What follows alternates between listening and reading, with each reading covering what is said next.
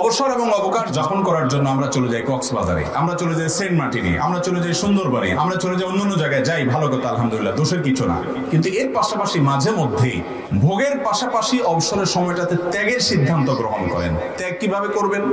একটা পরিবার কয়েকজন সদস্য আছেন, পঞ্চগড়ে চলে যান, নীলফামারীতে চলে যাব, রংপুরে চলে যাব, এমন এলাকাতে চলে যাব, কথার কথা কয়েকটা বললাম, যে এলাকাতে মানুষের অনেক নিড আছে, মানুষ কষ্টে দিনাতিপাত করে, অনেক গরিব, অনেক অভাবী মানুষ সেখানে আছে, সেখানে একটু চলে যান, যে হোটেলে একটা রুম নেন এবং দিনের বেলা বাচ্চাদেরকে নিয়ে চলে যান, গহীন গ্রামের ভিতর ঢুকে যান, মানুষের জীবনযাপন দেখেন, বাচ্চাদেরকে বোঝান যে তোমরা কিভাবে চলো আর এরা কিভাবে চলে, তারা কত কষ্ট করে, তাদের শিশুরা কত কষ্ট করে স্কুলে যায়, তাদের লাইফ কি আর তোমার লাইফস্টাইল কি, বাচ্চাদেরকে একটু দেখান এবং তাদের হাত দিয়ে তাদেরকে সহায়তা করান, সাহায্য করান।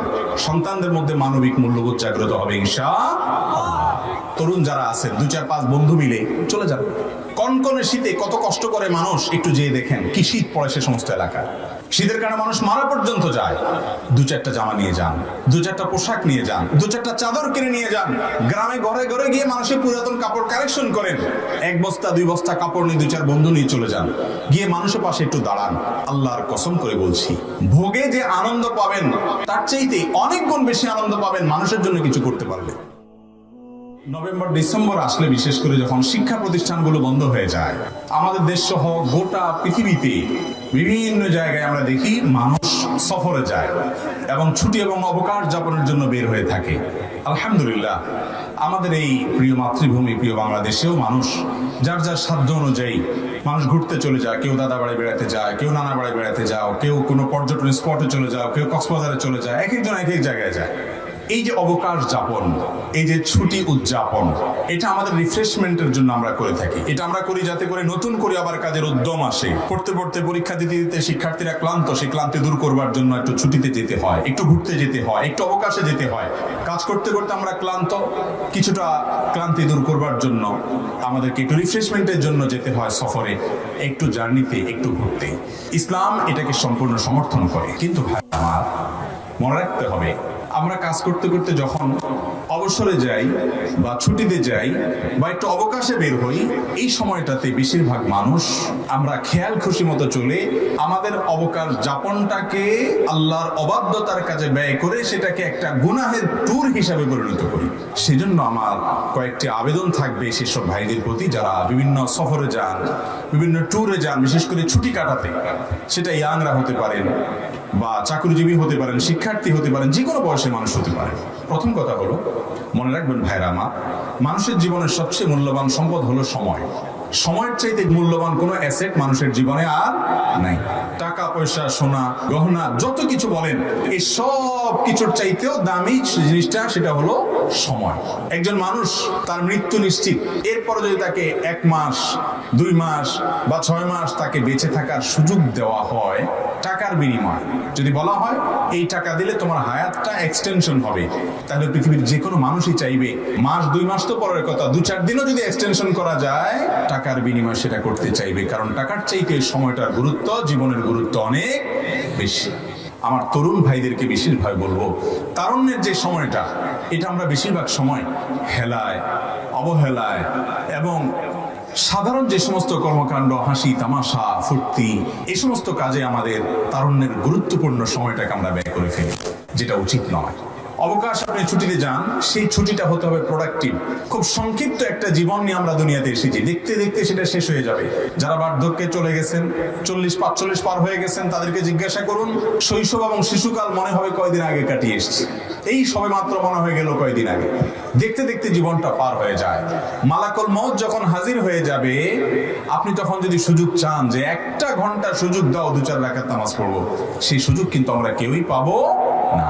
এই জন্য ছুটির যে সময়টা আছে এই সময়টাকে সুবর্ণ সুযোগ হিসেবে নিয়ে এটাকে প্রোডাক্টিভ করার চেষ্টা করতে হবে।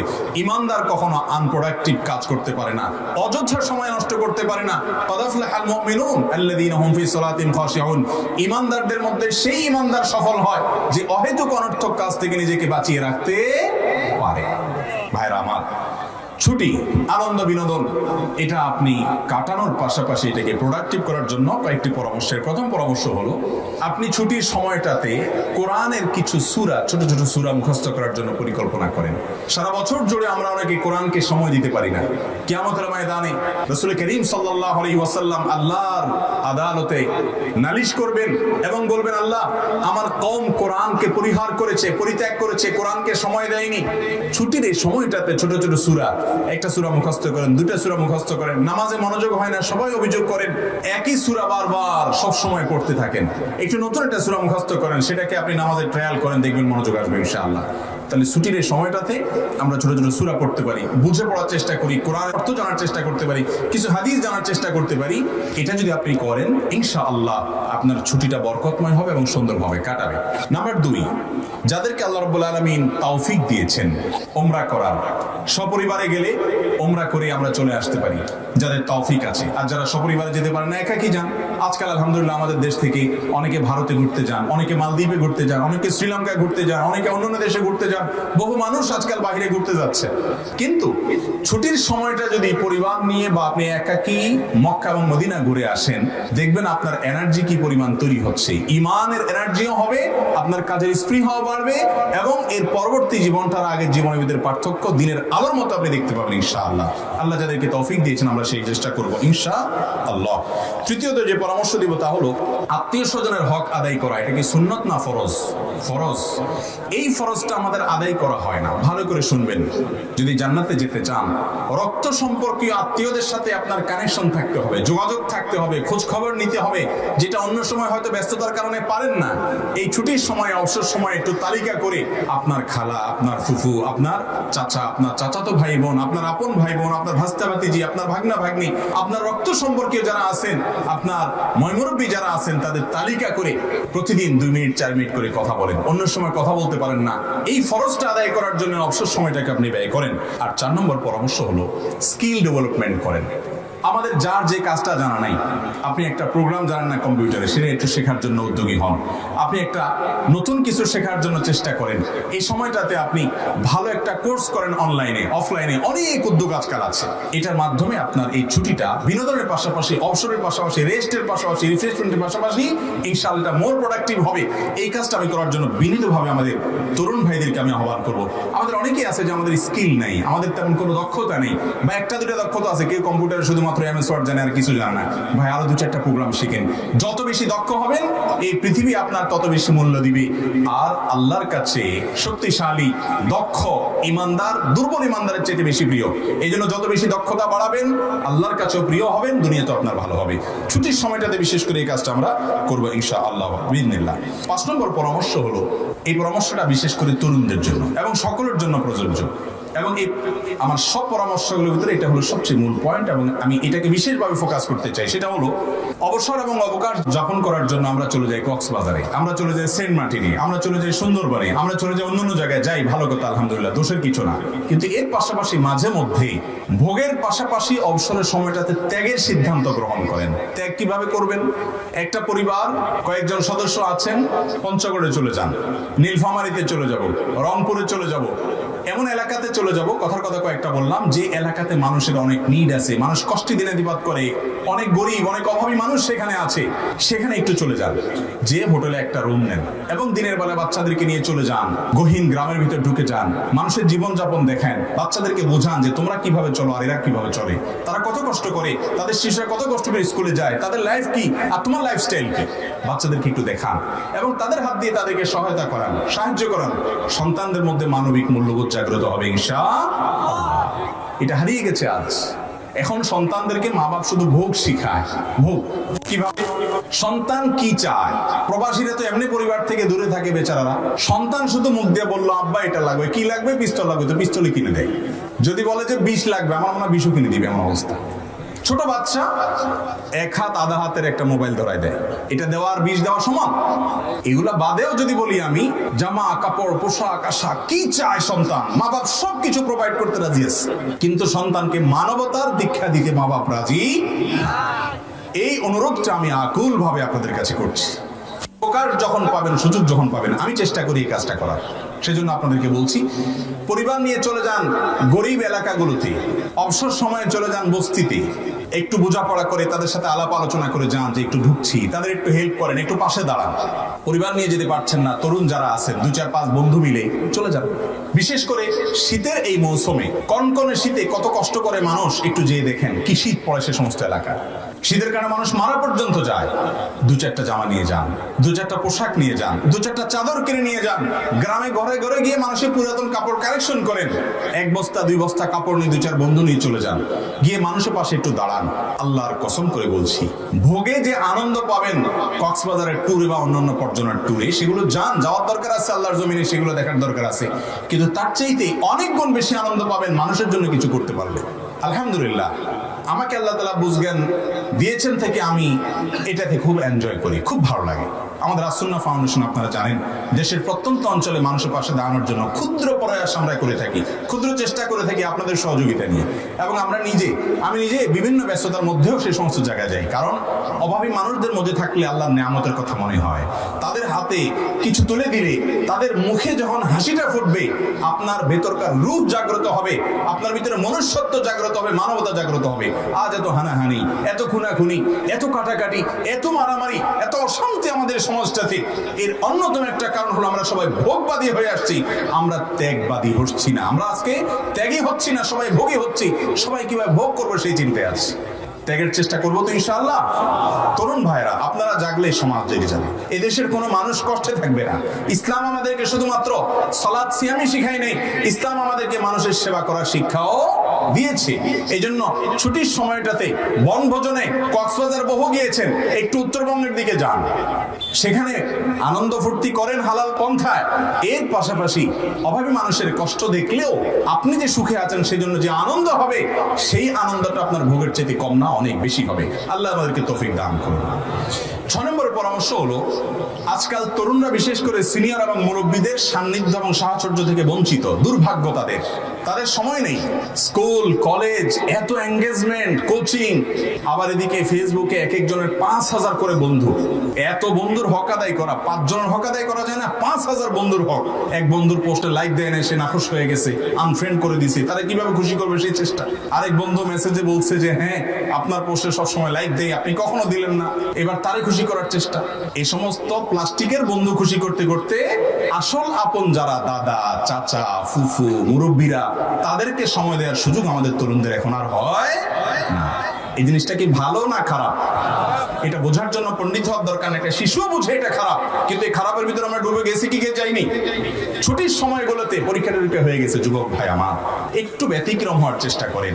সবাই স্রোতে গা ভাসায়, সবাই নষ্টামির পথে চলে যায়, সবাই নোংরামির পথে চলে যায়, আপনি একটু স্রোতের বিপরীতে চলেন। 2-4 জন বন্ধুকে নিয়ে চলেন, আমরা একটু ভালো কাজ করি। চলে একজন মুরব্বীর কাছে যাই, একজন আলেমের কাছে বসে কিছু নসিহত শুনি, নিজের কিছু সমস্যার সমাধান নেওয়ার চেষ্টা করি, সিনিয়রদেরকে একটু শ্রদ্ধা করি, মুরব্বীদেরকে সম্মান করি। আপনজন যারা রক্ত সম্পর্কীয় সিনিয়র আছেন, বাবার চাইতে বড় বাবা বয়সে আছেন, তাদেরকে একটু রেসপেক্ট করি, একটু তাদের সামনে দোজানো হয়ে বসে শ্রদ্ধা করে আসি। এটা ইবাদত। এই ইবাদত আজ আমাদের কাছ থেকে হারিয়ে গেছে। যারা বিভিন্ন বনভোজনে যান অথবা বিভিন্ন পর্যটন স্পটগুলোতে যান, তারা সতর্কতার সাথে যাবেন। প্রতি বছর আমাদের কষ্ট লাগে যে সফরে বের হয়েছে, হয়তো কোথাও ঘুরতে গেছে, সেখানে দুর্ঘটনায় আপনার বিপদ হয়েছে, কেউ মারা গেছে, কেউ পানিতে ডুবে গেছে, সমুদ্র পাড়ে যেখানে সেখানে পাও দিয়েছে, সেখান থেকে তার জীবনহানি হয়ে গেছে। এরকম ঘটনা আমরা প্রায় শুনতে পাই। অতএব সফরের আগে সতর্কতার যত পন্থা আছে সেগুলো জেনে শুনে সতর্ক হয়ে যাবেন এবং সিনিয়রদেরকে সাথে রাখবেন। আজকাল যুবকরা মুরব্বীদের রাখতে চায় না, তারা নিজেরা একটু ফুর্তি ফার্তা করবে, কোন সিনিয়র সাথে থাকুক এটা তারা চায় না, যার কারণে তাদের বিপদ তারাই ডেকে আনে। মনে রাখবেন, সিনিয়র এবং মুরব্বীদের সাহচর্য ছাড়া, তাদের তত্ত্বাবধান ছাড়া যুবকরা কখনো পরিপূর্ণ সফল কাম হতে পারে না। যে যুবক লাগামহীন, নিজেকেই স্বয়ং সম্পন্ন মনে করে, সে কখনো সফল কাম হয় না, হতে পারে না। সাময়িক হতে পারে, এক সময় সে ধরা খাবে। এই জন্য সফরের আগে বিষয়গুলো আমরা মাথায় রাখবো এবং সতর্ক থাকবো। অসতর্ক হয়ে যদি কেউ নিজের জীবনকে ধ্বংসের দিকে নিয়ে যায়, সে আল্লাহর কাছে জবাব দিয়ে তার মুখোমুখি করতে হবে, সাবধান হতে হবে। 8 নম্বর হলো, শুধু এই সতর্ক হইলে হবে না, শরীয়ত সফরের কি মাসআলা মাসাইল রেখেছে সেগুলো জানতে হবে। সফরের ফরজ নামাজকে আল্লাহ তাআলা অর্ধেক করে দিয়েছেন, সেখানে আমরা অন্যান্য ইবাদত বন্দেগী কিভাবে করব, রোজার ক্ষেত্রে ইসলাম কি ছাড় দিয়েছে, সফরে যাওয়ার সময় আল্লাহর কাছে কি দোয়া, আমরা এই সমস্ত দোয়া টোয়া করি না। এক এক দুর্ঘটনায় অনেক মানুষ মারা যায়, বড় হা উতাস করি, আসল জায়গায় আমরা হাত দিই না। যেমন সফরে যাওয়ার আগে এই জিনিসগুলো আমরা শিখে নেব ইনশাআল্লাহ। 9 নম্বর এবং সর্বশেষ পরামর্শ হলো, এই টাইমটাতে পরিবারকে সময় দিবেন। আজকাল তো আমাদের সময় নেই, সবাই হাতে মোবাইল আছে, হাত তুলে মোবাইলে শয়তানের কাছে মোনাজাত করি, আমরা সোশ্যাল মিডিয়াতে গুনাহের কাজ করে শয়তানের কাছে মোনাজাত করি, পরিবারকে সময় দেই নাই। ছুটি পাইছি, এই তো সুযোগ পাইছি, মোবাইলে স্ক্রল করতে করতে করতে করতে আঙ্গুলের মাথা ক্ষয়, এন্ডিং নেই, কোনো শেষ নেই। এই কাজগুলো না করে পরিবারকে আমরা ছুটিতে একটু সময় দেবো, একটু আপনার তাদের সাথে কথাবার্তা বলা, গল্প গুজব করা, তাদের কাজে সহায়তা করা, ছোট ভাইদেরকে ছোট বোনদেরকে সময় দেওয়া, এগুলো এখন রূপকথার গল্পের মতো, আমার কাছে এগুলো ভালো লাগে না। এখন যদি বলা হয় যে ফেসবুকে নতুন একটা অ্যাক্সেস আসছে, নতুন একটা ফিচার আসছে, এটা যদি বলে দেওয়া হয় যে এটাতে এটা হয়ে যায়, তাহলে এখন সবাই লাভ দিয়ে উঠবে এবং সবাই খুশি হয়ে যাবে। কিন্তু আমি যেটা বলতেছি সেটা আপনার জীবন গঠন হবে, সেটা দিয়ে আপনার আখিরাত গঠন হবে। আল্লাহ তাআলা আমাদেরকে আমলের তৌফিক দান করুন। এই সময়টাতে আমরা অনেকে গান বাজনা অন্য সময় না শুনলে এই সময় করি, বিশেষ করে যখন যুবকরা বনভোজনে যান, অন্য সময় গান না শুনলে এই সময় গান তো না শুনলে হয় না। শুধু গান নিজে শুনলেও হয় না অবশ্য, বাসের উপরে ট্রাকের উপরে আবার কয়েকটা বড় বড় মাইক লাগাই দিয়ে যান, যাইতে যাইতে এখান থেকে কক্সবাজার পর্যন্ত কয়েক হাজার মানুষকে গান শুনে শুধু নিজে গুনাহ করে পোষায় না তো, জাহান্নামে যেতে এত অল্প গুনাহ দিয়ে হবে না তো। এই জন্য পুরা পথের সমস্ত মানুষকে, হাজার হাজার মানুষকে গুনাহ করাইয়া তাদের সবার সমপরিমাণ গুনার ভাগ নিয়া সফর করে তারপরে আসি, এমন ভাবে যে জাহান্নামে যাওয়ার জন্য বিশাল পুঁজি নিয়ে আমরা বাড়ি। ঠিক না বেঠি? আপনি একজন তরুণ, আপনি একজন শিক্ষিত অথবা শিক্ষার্থী হিসাবে একটু চিন্তা করুন, আপনার মাইকের আওয়াজে পুরো পথে যত মানুষের কষ্ট হবে, এর সবাইকে কষ্ট দেওয়ার কারণে আপনার আমলনামাতে গান কেন, ভালো জিনিস দিয়েও যদি মানুষকে কষ্ট দেন, গুনাহ হবে কি হবে না? কোন মানুষের অধিকার নষ্ট করা যাবে না, কাউকে কষ্ট দেওয়া যাবে না, তাহলে ভালো মুসলমান হওয়া যাবে না। এজন্য সফরে যারা হারাম কাজ করেন, মিউজিক ইত্যাদি ডুবে থাকেন, আল্লাহর ভয় থাকা উচিত। যে কোনো মুহূর্তে অ্যাক্সিডেন্টে মৃত্যু এমনিও হতে পারে, সফরে আরো বেশি, সেখানে আল্লাহর জিকির হবে। কোন অবস্থাতে আমরা যেন অপরাধ না করি। আল্লাহ তাআলা আমাদেরকে বুঝার তৌফিক দান করুন।